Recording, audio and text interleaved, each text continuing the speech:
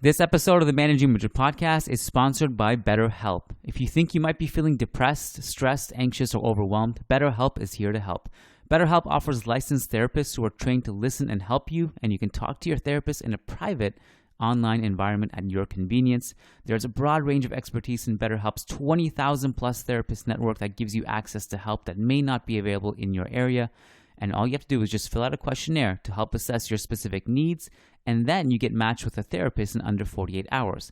Then you schedule secure video and phone sessions, plus you can exchange unlimited messages, and everything you share is completely confidential. You can request a new therapist at no additional charge at any time. Join the 2 million plus people who have taken charge of their mental health with an experienced BetterHelp therapist. Special offer to Managing Madrid Podcast listeners. Get 10% off your first month at betterhelp.com/managingmadrid. That's betterhelp.com/managingmadrid. Thanks again to BetterHelp for sponsoring the Managing Madrid Podcast. This episode is also brought to you by Royal Sonesta Washington DC DuPont Circle. They are proud sponsors of the Managing Madrid Podcast World Tour, and they hooked us up and hosted a killer podcast in DC. And if you missed it, I don't know what to tell you. You missed a great one. It was one of my favorite ones. We're going to kickstart the tour again in the summertime. Late summer, we're going to follow Real Madrid around for preseason tours in the United States. So keep your eyes peeled for that. And of course, this episode is brought to you by patreon.com/managingmadrid. You missed 2 great episodes there if you're not a patron yet. On Tuesday Tapas with myself and Matt Wiltsey. We discussed our favorite moments of the season. We went pretty deep in detail, too, because we talked about our favorite hipster moments of the season, Ancelotti's best quotes, what he needs to fix for next season, and hot take predictions for the summer, and more. And then on Thursday, Lucas Navarrete and I discussed Rudiger, transfers, lineups, Ballon d'Or, legacies, and more on the world-famous Real Madrid mailbag. Those are both on patreon.com/managingmadrid. Just as a reminder, we're very active pretty much almost daily between the free podcast and the Patreon podcast. If you want to not miss anything, make sure you're a member over on patreon.com/managingmadrid. It's highly worth it, and you get a ton of content and value in return. And of course, on managingmadrid.com, a ton of analysis, a ton of news. I wrote a big column about how Rudiger fits. Yash Thakur wrote a tribute to Aslani, and then we have analysis on Courtois, which I wrote about as well, and plenty more. So keep it locked on managingmadrid.com. Today's episode is all about Rudiger and what he brings to the table. I think you'll enjoy the discussion that Jose, Perez, and I had. And let's get right to it, and let's let the great Ray Hudson and Derek Ray kickstart the podcast. Let's go. Nice article in the Managing Madrid blog. Wonderful lads that do a great job there. And worth reading about that man there. Karim Benzema needs to rest, and the numbers reveal why. Times ended up almost looking like a 6-3-1. Some very good writing about that on the Managing Madrid website. First rate podcast as well. Of course, Fede Valverde was a huge part of the equation.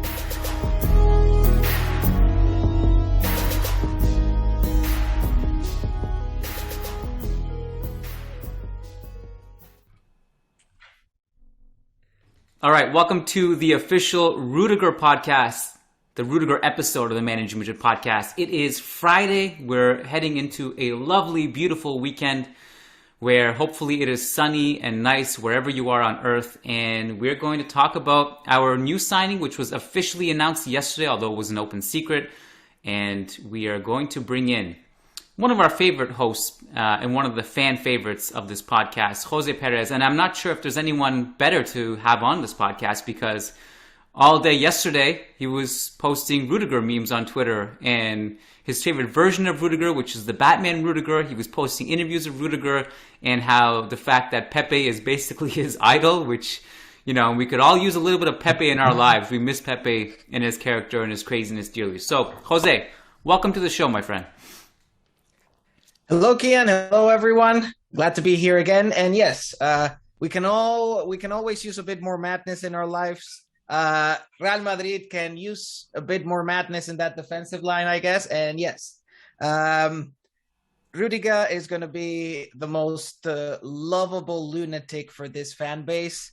And he is also, coincidentally, one of the best center backs in the world. So it's a signing it's hard not to be excited about it. Of course, this is a team that already had what was already a pretty solid center back duo with Alaba and Militao, but there are always things that could be improved, and I think Rudiger is a great signing to improve them.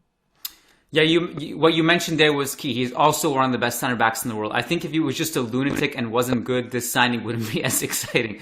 But because he can back up his bark with a lot of bite, this is a very exciting signing. So I want to table how he fits into the starting lineup discussion for a second, because Lucas and I somehow spent 30 minutes of yesterday's podcast talking about how Rudiger fits and who gets benched. And yesterday's podcast wasn't supposed to be about Rudiger at all. It was just a mailbag, and today was going to be the Rudiger podcast, but we spent 30 minutes about that. So we'll leave that. Get your thoughts on that towards the end of the podcast.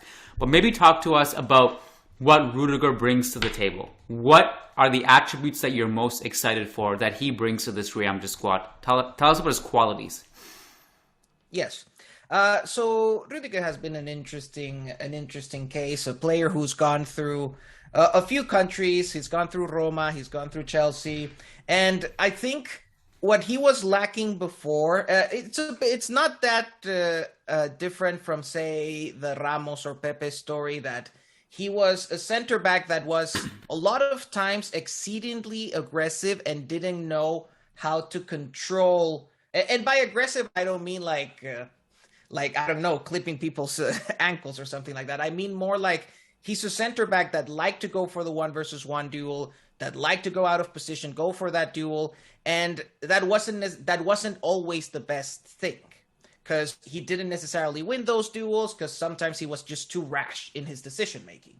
And again, it's not too different from the problems that Ramos and Pepe had during their 20s.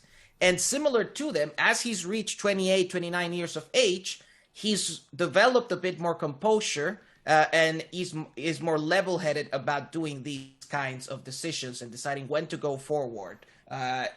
So ultimately, the summary of Rudiger, and I think I've given something like that in previous podcasts, is modern football demands impossible things really from center backs. Like, they need to be aggressive, they need to be good in a high line, but they also need to defend well when their team is defending deep, so they must also defend well in the box. They must be great, outstanding with the ball. And the thing is that you look at Rudiger's profile, and he has everything. We're talking about a defender who is incredibly strong on 1-versus-1 duels, who is dominant in the air. He's fast, he's aggressive, he can defend in a high line. He's also going to be, in Real Madrid, the strongest one defending the air and the box alongside Militao. So he has those characteristics defensively, and then with the ball, he is one of the best center backs, the most impactful center backs in the planet, because he has everything in the toolkit. With Chelsea, we've seen him do long diagonal passes. We've seen those amazing ball carries that he does when he goes through half the pitch running past everyone. He has a good shot in him. I'm looking at his stats. It's not just his shot production. Let's see, is he, according to FBref, is he the center back with most shots? Yes. In the last year, he's been the center back with most shots among the big 5 leagues, and is top 6% in shot creating actions. In other words, he's a center back that he's not just useful in build-up phases, he even has an impact in the final third. So he's a threat from set pieces, so he has everything. And it's really hard to find a defender like that, because you have guys like Alaba who are really good on the ball, really composed defenders, but Alaba is lacking the defense in the box aspect, defending crosses, the aerial game. Militao has that aerial game, has that physicality, but he's not that good in the build-up phases, in the attacking phases.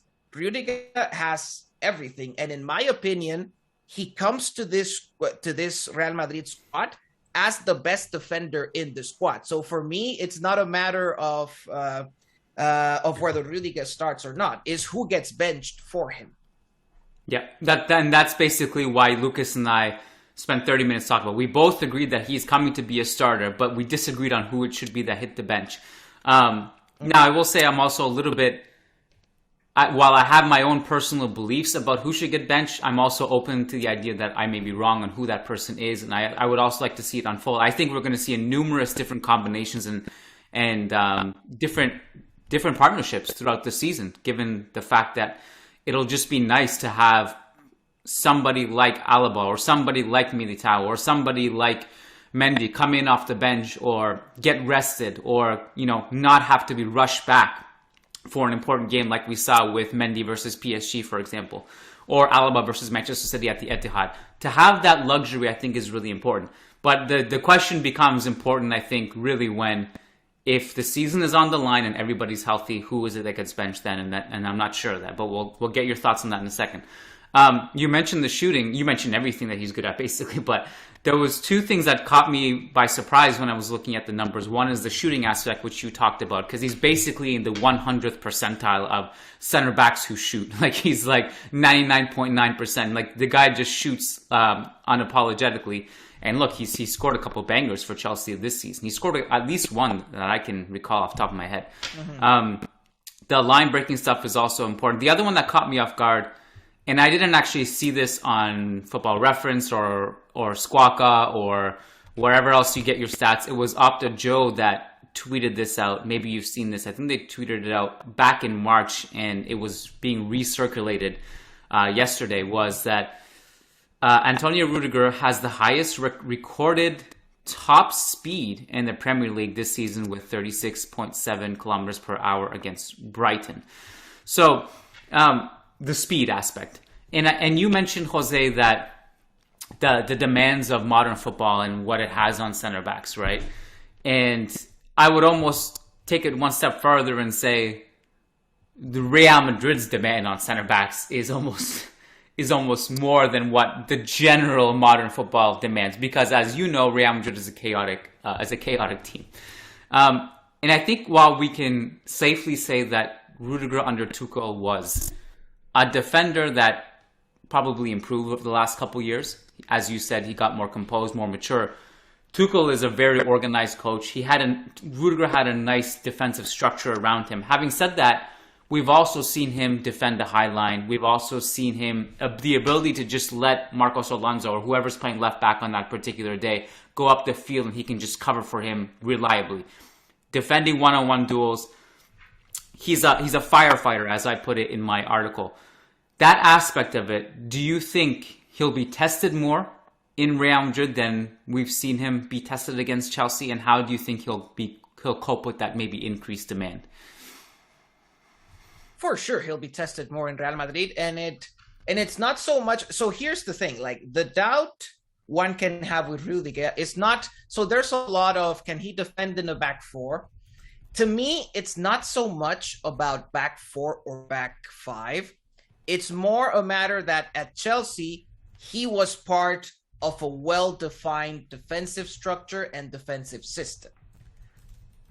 So the real question is not so much whether he can play in the back four at Real Madrid. It's how will he cope in a system how will he cope in a team that doesn't have that much defensive structure, where he has to be really the firefighter in every case. It means that there are situations, yes, in the back three, there were situations where maybe he could make a mistake and he had other two center backs covering his back, or even there were other midfielders who could cover and give support, because that's how well structured the system is. But with Real Madrid, it's not that structure. So defense depends more on individual quality, on your ability to track back or correct your own mistakes. I mean, that's why Casemiro is valuable, because he's a player who has the explosiveness that even if he makes a mistake, he can go and correct it afterwards, because he has the speed burst to do it. And Rudiger is a similar case. He's a defender who, just like Casemiro, he can make a mistake, but then he goes back. He has the speed to recover from those situations. So that's the more worrying. That's really the key aspect with Rudiger of how will he deal well with that lack of structure. He's a bit crazy. He can be a bit chaotic at times. Will the chaos in our own defensive structure, will that affect? So, because one can argue that, yes, Rudiger became a more composed defender because he was in a more organized, structured team. Will going into a less structured team make him go back to his more chaotic version? I think that's kind of the doubt.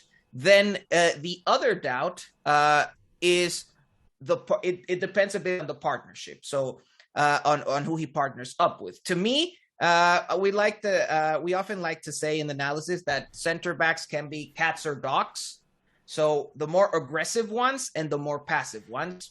But a good example, Pepe and Ramos were dogs, so it was a partnership of dogs. Ramos and Varane, it was a dog and a cat. Alaba is more of a cat. He tends to be a bit more passive. Militao is definitely a dog. And if you put Rudiger and Militao together, then you have, again, two dogs.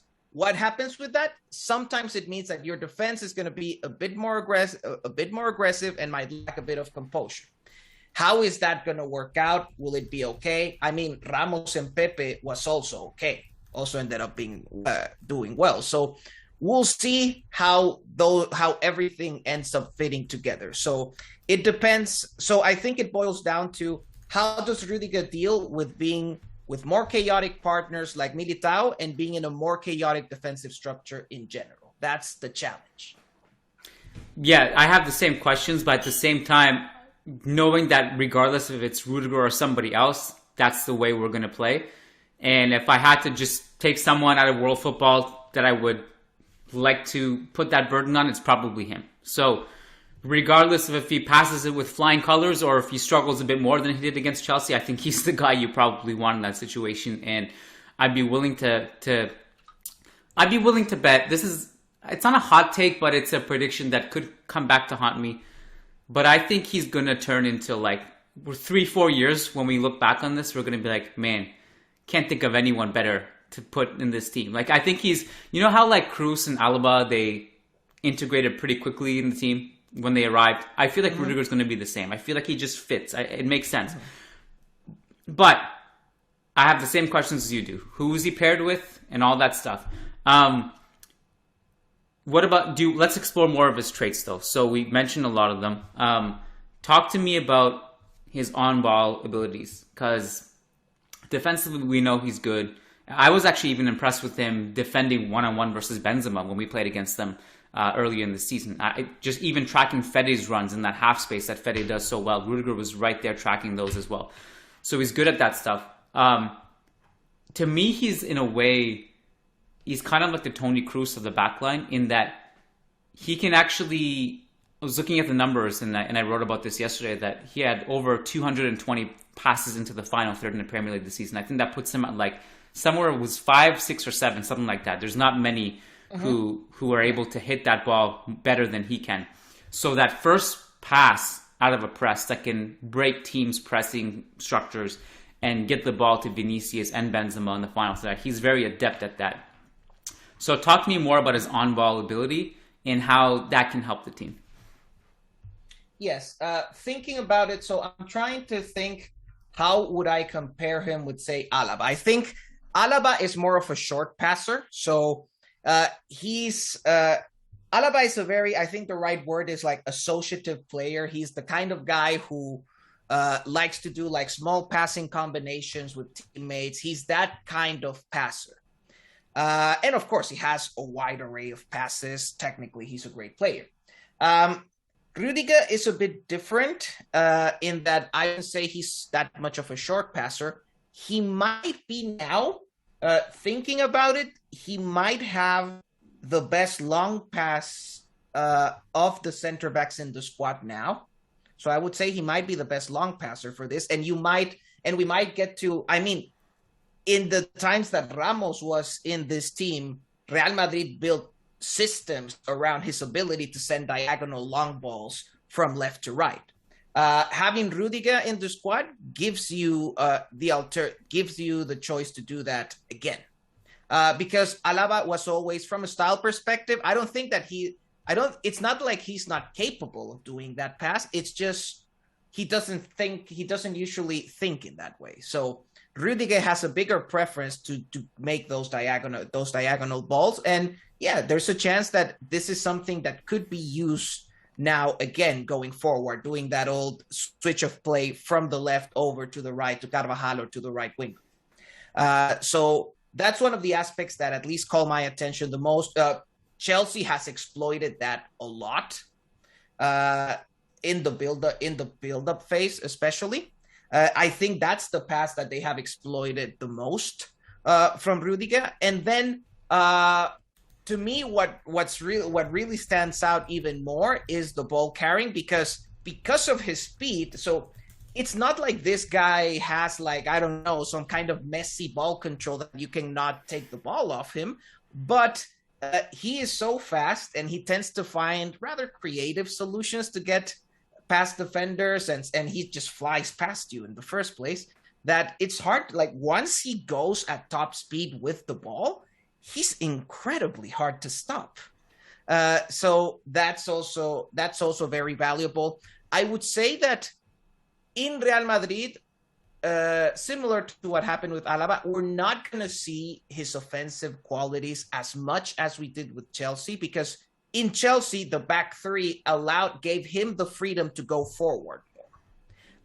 In Real Madrid, playing in the back two, it'll be more difficult for him to go forward. So he's probably not going to do for example, the diagonal pass is still going to be there, but the ball carries, he might do them less frequently. We don't know, might not be the case, but I wouldn't be surprised if he just has less freedom to go forward than he did with Chelsea. I think it's natural when you just have two center backs. Yeah, that'll be interesting to keep our eye on, because we've seen, like, for example, in the past, Ramos, like, first of all, the diagonal switch, we haven't really seen it since Ramos left, right? Ramos was the guy who would always sing those, and obviously, naturally, he's right-footed, and Alaba doesn't have that same kind of technique because he's left-footed. So we'll see a lot more of those that we haven't seen since the Ramos era. But the going forward bit is interesting. Like, when you think about Sergio Ramos, how many times he would venture forward and someone would cover for him, or funnily enough, sometimes we just wouldn't cover for him and he would go there anyway, and it was absolutely crazy, right? But we have seen Alaba venture forward at times when Mendy's a left back. I think if Mendy's the left back, I think there will be instances where Rudiger will go up the pitch, because we've seen Mendy and Alaba be interchangeable at times, and Alaba will go upfield. We've seen his goal against Barcelona, I think last season, was it? In the fall, whenever it was, when we had that Clásico and he scored in the Camp Nou. And we're talking about, like, balls over the top. You think about, like, Alaba's pass to, was it Benzema for the offside goal against Liverpool in the Champions League final, the offside goal. Yes. Balls like that, it makes me wonder how much do Alaba and Rudiger, their best positions, kind of conflict. What are your thoughts on that? That's an interesting one. First of all, I think, good point on, like, the fact that Rudiger is a right footer that plays left back, because that's exactly what enabled Ramos to do those diagonal switches. It's better if you do it as a right footer from the left. And yeah, so I do think I am at the point where I still think that right now, I'm trying to think if this is true or not, but it's just that I've liked Alaba as a center back a lot. I'm not sure if I would say it's his best position in this day and age for him, but I like him a lot in that position. And it is, it does feel kind of weird and unfair to be like, yeah, we brought in this new guy who's going to play in his position, in that position now, because he's done a really good job at center back. And I think, there's a good reason to say that it is now his best position. And now you wouldn't want, and especially when you already have, like, an established center back pair, you wouldn't want to mess with that. But if I'm completely honest, in my head, I would even say that to me, Alaba and Rudiger sounds more like a starting center back pair than Militao and Rudiger because of how the styles conflict a bit. It's just because that's more of a cat and dog pairing that I think it's a bit more balanced. At the same time, it depends also on the team. Like if you are going against a team that's gonna send 20 crosses into your box in 90 minutes, you probably want to have Militao and Rudiger defending the box anyways. So ultimately, I do think that Rudiger has to start. Now, what happens with the other two? I think that's going to depend a lot. The way I see it, ideally, is that would depend a lot on the opponent. Now, but that's if it depended on me. Ancelotti, I think he doesn't think that way about squad building, and he genuinely believes on playing the same 11 as frequently as you can, so that you build like a very well-defined 11 that plays really well with each other. So I think Ancelotti is gonna choose he's gonna clearly define a starting center back pair, and at the moment, I don't know what he's going to choose. Like, to me, I think Rudiger will start, but I don't know who the other partner will be. To me, there's pros and cons to every approach. I think it's a good point that you want to establish rhythm and familiarity and all that stuff between your center back partners. So you want to have a consistent duo. But I think it's going to be hard to do at this team for a variety of reasons. I think that from a ball progression standpoint, Rudiger and Alaba is your best choice. I also think we've had massive weaknesses this season defending set pieces and crosses. And Militao and Rudiger would be a better pairing in that sense. I mean, even if it's not a set piece, Alaba's tracking of runners into the box, and sometimes he just loses them, right? Yes. At the same time, well, I don't know if we've talked about this yet. Rudiger as a right center back, how much of that do you think would be putting him out of his comfort zone as opposed to playing left center back? That's an interesting question. I think so my opinion on that is that defensively it might not impact that much, but the impact is going to come offensively. You lose since you have a right footer from a right side, you probably lose the diagonal ball.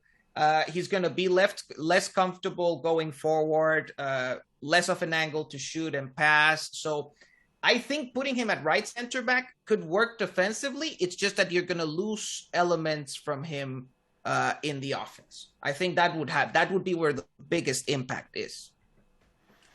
Yeah, on one hand, we already have Militao as right center back, and he's right footed. And Militao is also, at Porto, he played plenty at left center back as well. So maybe he's actually the one. Maybe you could switch to a left center back, although we haven't seen it in a while. I think it's one of the things I'd be kind of worried about. While I think Militao is a type of player. I mean, he's made several mistakes, which we've dissected this season, right? And there was a stretch there, especially in that I think it peaked at the Sanchez Pizjuan against Sevilla, where he was really poor. And then like a few games before and after that, he was making a lot of mistakes. But Militao also, to me, is a really, really still great center back. And I think as he gets older and more mature, he's going to gut some of those mistakes. I think there is a little bit of a danger, as much as I personally I think Rudiger and Alaba would be our best center back partnership. I also don't want to stifle Militao's development and growth, because I think he just needs to kind of play through some of this. So there's that as well. And at the same time, I think he needs competition. I think he needs someone, not even just competition. I think he needs someone to, like, when he's not playing well, we never had the luxury of a Rudiger to just come in and be like, okay, take some breaks, go to the bench, recalibrate, refocus, and then come back stronger. I think maybe he was burnt out at a certain point too. You know, he's playing all these international break games, going to South America. So that'll be interesting. It's hard for me to see Ferland Mendy going to the bench. That's how I see it. It's also hard for me to see Militao going to the bench. So I don't know. We discussed it quite a bit yesterday too, again, for like 30 minutes on what's the best solution in all this. So if you had to decide now, like, not what you think is going to happen, not what you think Carlo Ancelotti is going to do. If you had the keys, what would you do for your center back or for your across the back four in a Champions League final? Everybody's healthy. My back four in the Champions League final, it would still be Alaba, Rudiger, Militao, and Carvajal. That would be my back four, and I am benching Mendy for this one. Okay. That's how I see it. In reality, I don't think Carlo or any coach will stop depending on a guy like Mendy. I would say that the thing is that I feel that Mendy for many games throughout the year, for like 60-70% throughout the year, are against opponents where that extra defending from Mendy, like that extra elite defending from Mendy, is not that necessary. And you need more a left back that's better at going forward, and that's the value that Alaba brings. And of course, the value of Mendy is really in those big games where you have to go against really elite right wingers that you need to stop somehow. I think that's the biggest value of Mendy, and it's why he's still a valuable part of this squad. But I have to admit that my philosophy tends to be more of, if you are a top club, it's more important that your fullbacks are better at attacking and being okay at defending. So that's my own philosophy. I don't think Carlos sees football like that, and I think, like you said, I don't think he's gonna bench Mendy that easily. Well, interesting. Carlo used to look at football like that, and fullbacks have been, generally speaking, an important part of his philosophy. Attacking-minded fullbacks who can contribute to the attack. On a case-to-case basis, it is a case-to-case basis. I also lean towards your philosophy of it's better to have an elite attacking fullback that can do damage and link up with your wingers than it is to have an elite defensive fullback who can't attack. It really depends on where you are on that spectrum, though, and I think it's a case-to-case basis. Like, for example, I'll just pull some names out of thin air.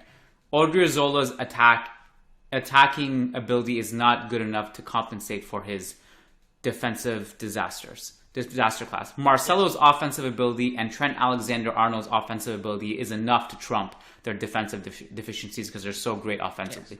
Yes. Ferland Mendy, to me, is so great defensively that it's enough to trump the fact that he's not that good offensively. Correct. But it's an interesting debate, because I think I've seen enough from Ferland Mendy that while he does a lot of things in the opposing box that it makes me want to drive my hair out of my skull. Like, what are you doing? Like, just, you're overcomplicating it. Like, just, you're good at ball carrying, and you're good at just maybe doing a cutback in the box and making an off-ball run to unlock some space for Vinicius. Beyond that, you don't need to overcomplicate it. I think he doesn't, like, someone made this point in the comments somewhere, I don't know where, forgive me, I don't know who it was because we've had so many comments on the different platforms, but someone made the point, like, Mendy's already 27, I think. He's not going to improve much offensively. I think that's true. That's 100% a true statement, because we've seen at this stage of their career, we know what these footballers are. If you're going to improve, it's going to be marginal, I think. It's not going to be much. Casemiro now is not going to become Xabi Alonso. On the flip side, Marcelo was never going to become Paolo Maldini. By the time he was like 28, we just knew, okay, this guy's just bad at defense. Mendy's not going to improve offensively. But what I think he can do is, I've seen enough from him to know that he can actually contribute offensively to a certain extent.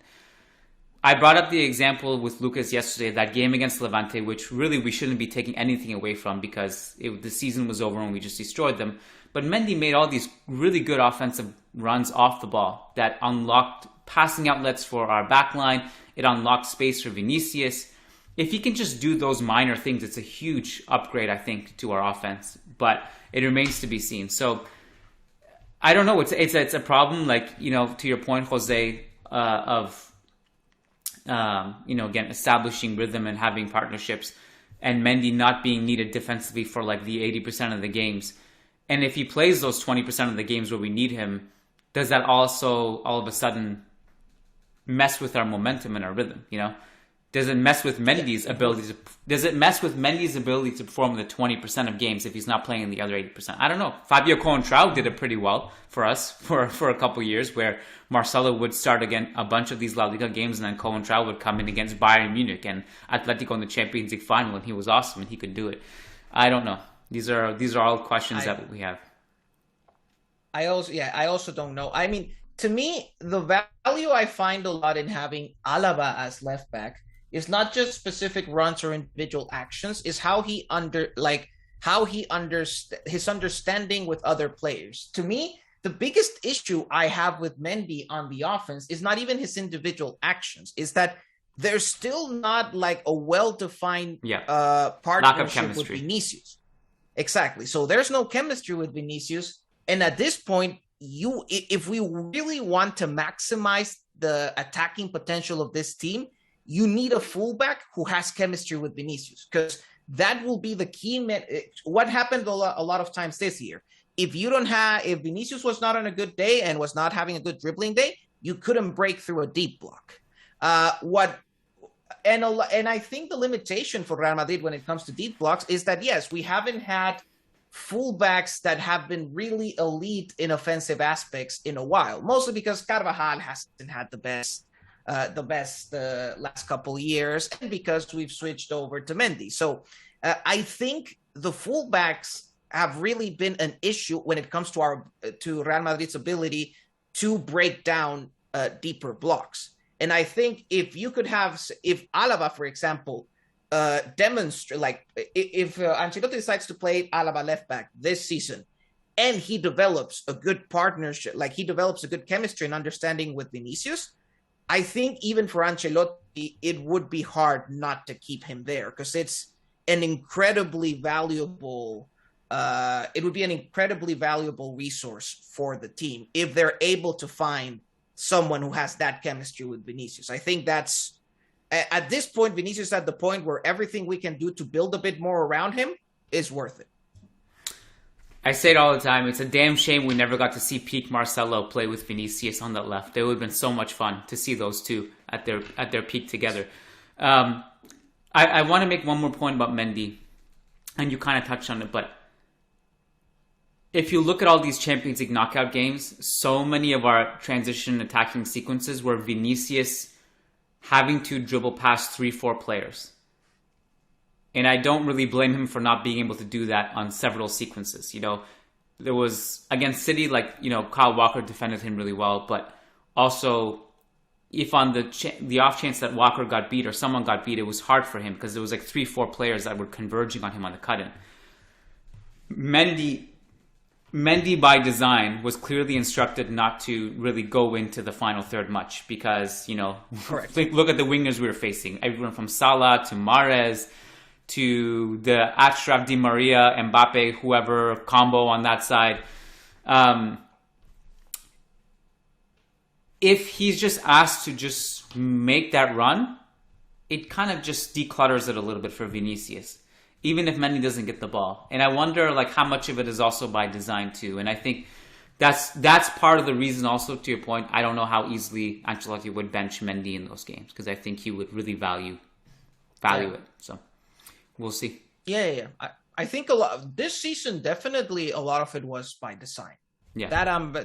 There are certain moments, maybe whenever the team decided to be more offensive this season, or with Zidane, you could still see the lack of chemistry when he did those runs. But this times, like in the games that you mentioned, it was by design that he was staying back. Now, the other question that I was going to bring up. So now that the team has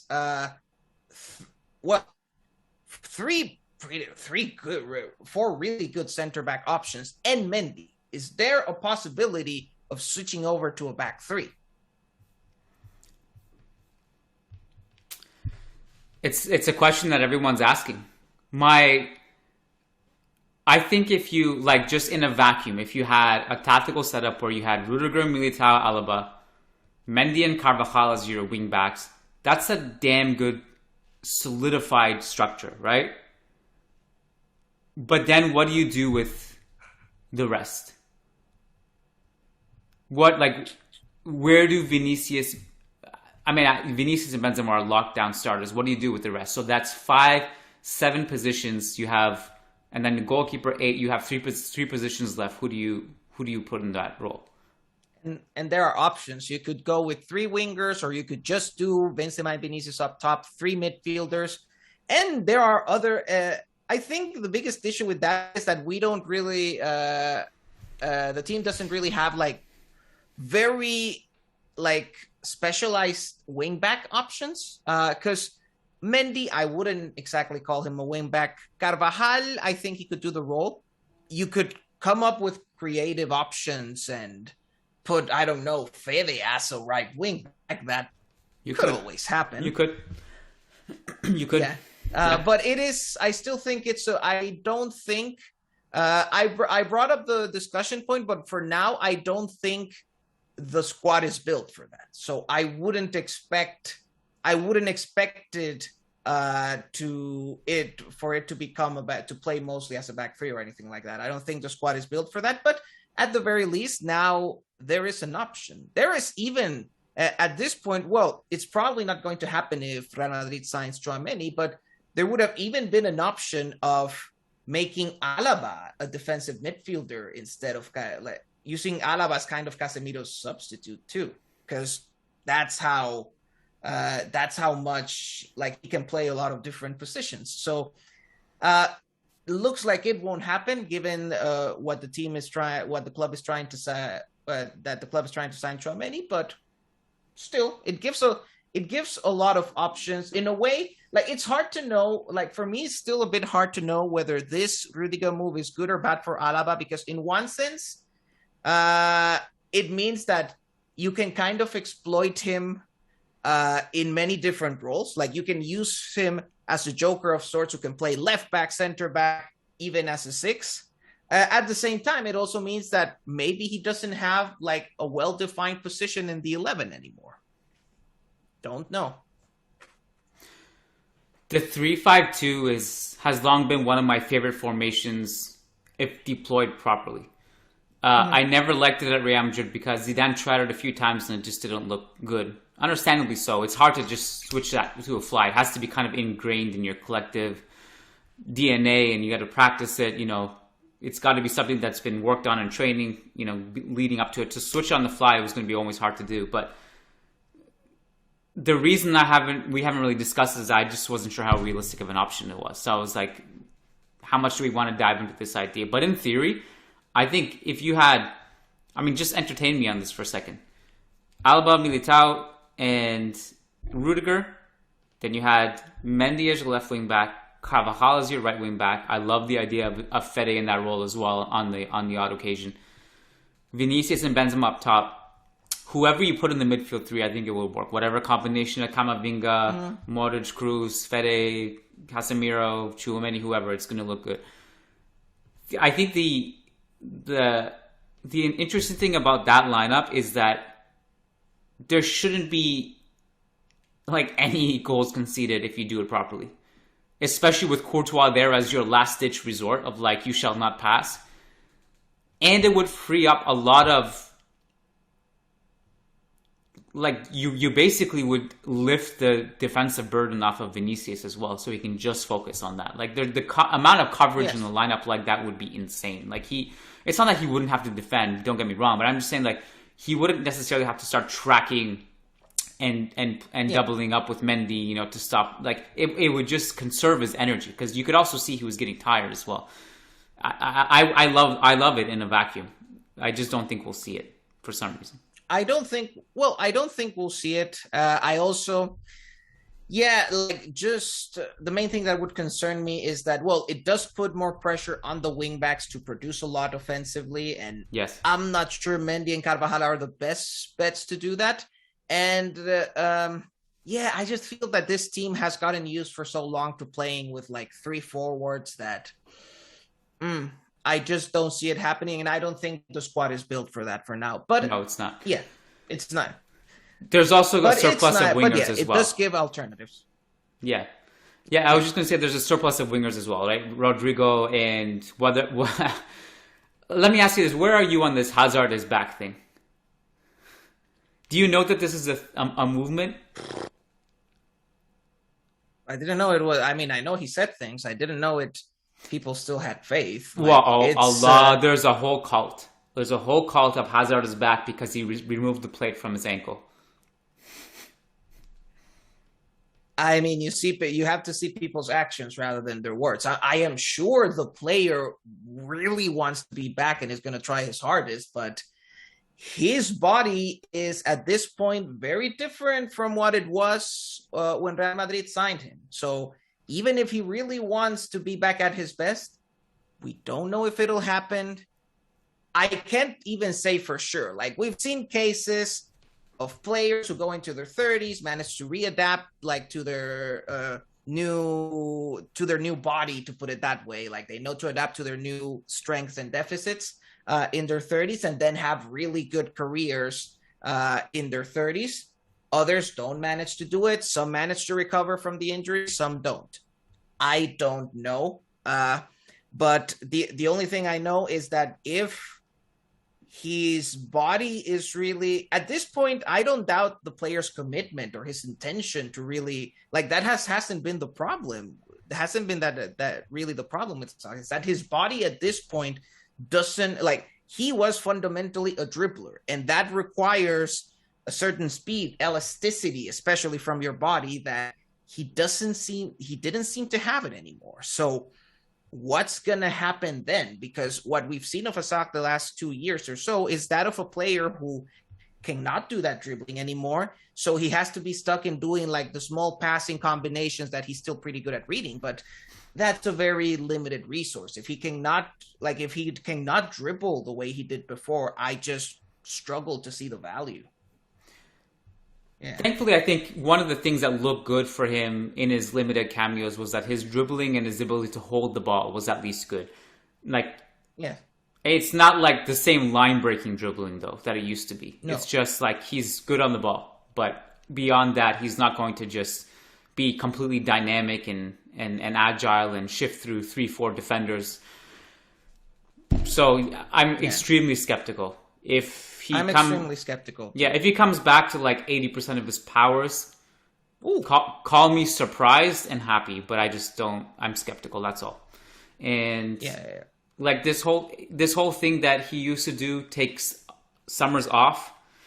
I understand, like, we can praise him for his dedication and the fact that he hasn't complained. He's worked hard. He is a Real Madrid fan. He wants to be here. I understand you want to praise him for that, but I think we can't forget that it's very fair to be critical of the fact that he took summers off like every year his whole career. And he got away with it throughout his 20s because he was young. He started the preseason out of shape. He worked his way into shape and became fit later. But you can't do that now. Like, you can't. If he doesn't, he can't do that this summer, right? He can't do that anymore. It's caught up. Yeah, and that's I mean, and I think a lot of top players say that. Like, I think Messi had like a really good example of, like, in my 20s I could eat whatever thing I wanted. I drank Coke, I had sweets and everything, and I didn't care. But then once I got to my 30s, I had to change everything in order to maintain performance. And yes, if Asaki is not willing to do that, then that would make us even less optimistic about him having a good career into his 30s. I just think that dribblers like him or Neymar, like, they just don't age very gracefully, because their main skill, the basis of their game is the dribbling, and if you take that away, becomes a completely different player. Especially if you've gotten beaten up and injured and all that stuff, it makes it even harder. I mean, that's part of the problem with Neymar, right? I mean, he's just been getting annihilated with injuries and heavy challenges and heavy tackles. Hazard plays today in the Nations League. We'll keep our eye. We'll report it on Managing Madrid. Any parting thoughts on Rudiger before we wrap it up? No, just I feel very similarly to this signing the way I felt about, they're different players, but I feel similar to how I felt about Alaba last year, that I can't imagine a better fit.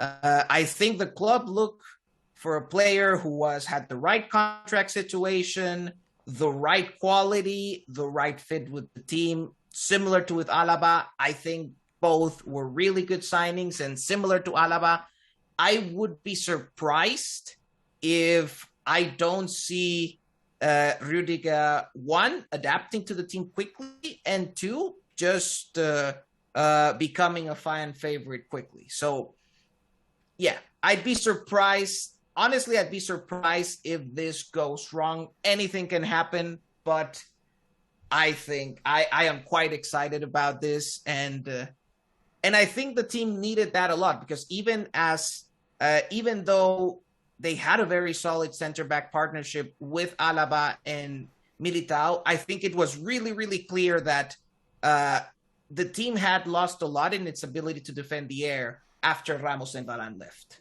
And with Rudiger, you don't have to do that trade-off anymore. He's someone who has the ability on the ball, but is also powerful at defending in the air. And yeah, I think the team needed a signing like that to just become a more complete defensive structure. And this is especially important when you, for example, Alaba's defect in not defending the box that well, maybe it wouldn't be seen that much in, in Guardiola's Manchester City, because it's a team that presses so high that you don't get that many attacks into the box. But the way Ancelotti defends, that they defend deeper, that requires defenders who are a bit better in the box. And yeah, I think especially with the team still playing under Ancelotti, it's very useful to have a defender who can do that. Well said. Jose, thanks for your time, my friend. This was it was awesome to get your insight. We'll, in case of an emergency Tchouaméni episode is needed, we'll give you a call again, and that'd be something that I hope will happen for sure. Thanks, Jose. I appreciate it, man. Take care, buddy. Thanks for having me. Thanks everyone for listening. See you around.